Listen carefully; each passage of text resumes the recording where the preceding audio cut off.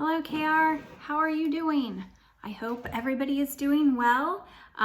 We have a little bit more Magic Bone to catch up on here, so I think we're on chapter 6. Yep, here we are. Chapter 6.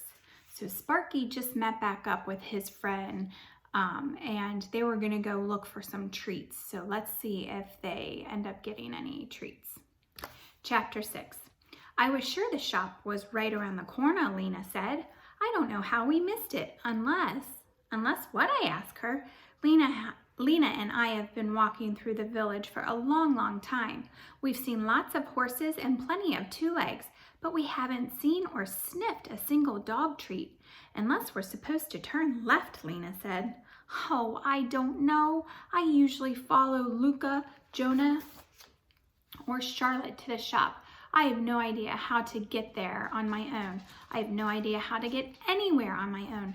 I don't even know where we are now. Come on, Lena, I said. You have to recognize this place. You live in Zermatt. Look around. Lena looks around. I look around. I think we have to go this way, Lena says finally. She doesn't sound very sure, but she starts walking uphill anyway. She passes shops and houses. I smell something sweet coming from the trees, I smell something sweet coming from the trees and see smoke rising from the roof of houses. The smoke smells like it did at our house that time Josh let his bread turn black. He didn't eat that blackened bread. He just fed it to the round trash can in the kitchen. Josh, the more I think about him, the more I miss him. The more I want to go back home and take a big bite of my bone so I can go home. But I don't think we're headed back to my bone. I keep walking higher and higher up the mountain. There's nothing here but snow. Lots and lots of snow.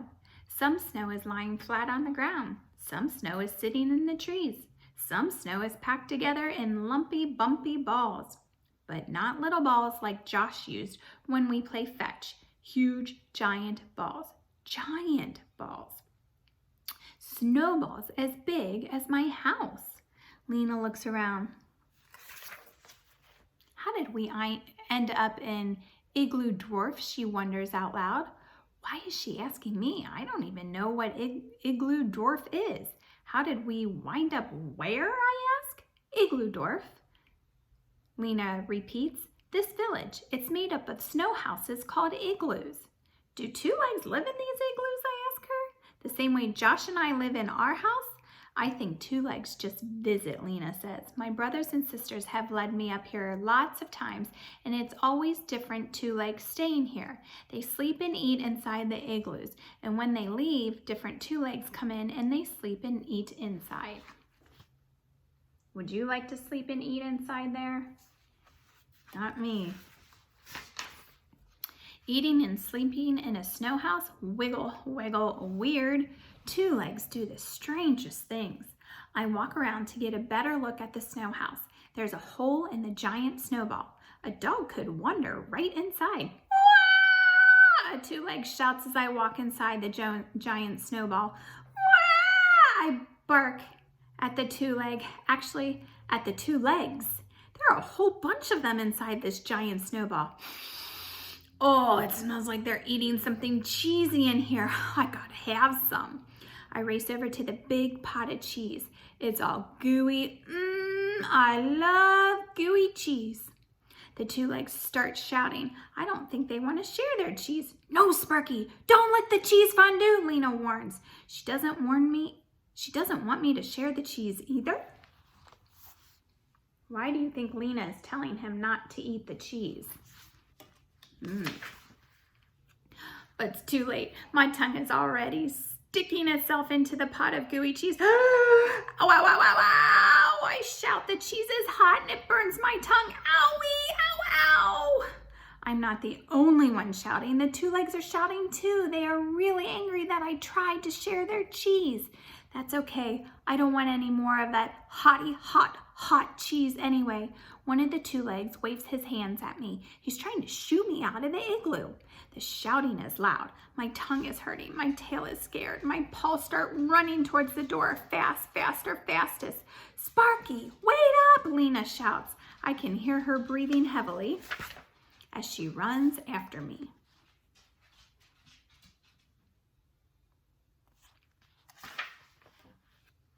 Don't leave without me, please.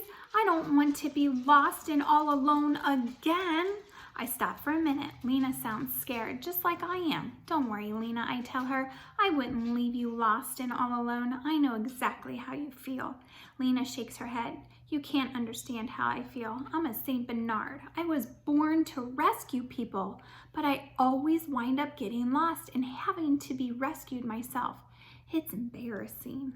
I know what it feels like to be lost because my magic... I stopped talking for a moment.